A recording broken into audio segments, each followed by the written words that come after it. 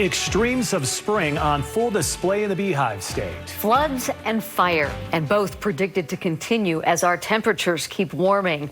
We have team coverage tracking the impact this is having on Utahns, starting tonight with Debbie Worthen. Debbie, fire officials say today was just the beginning. Yes, that's exactly what they say. In fact, St. George fire crews say the fire today will likely smolder for days. They say the wet winter and rainy spring have allowed for a lot of new growth on top of dead fuels that are just beneath the surface.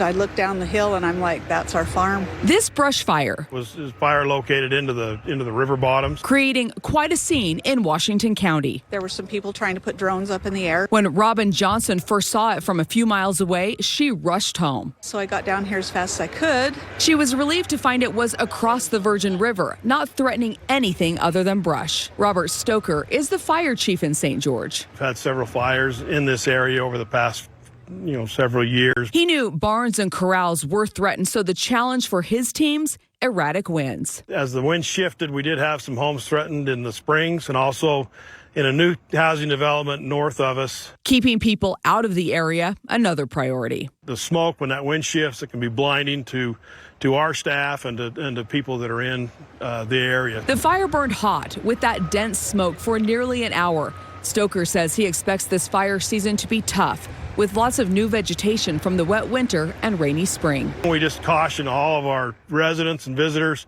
use some common sense. As for Robin, I'm grateful that it's just brush. She's still feeling a little on edge. Just watching it, seeing what's going to happen, and hopefully it doesn't jump the river.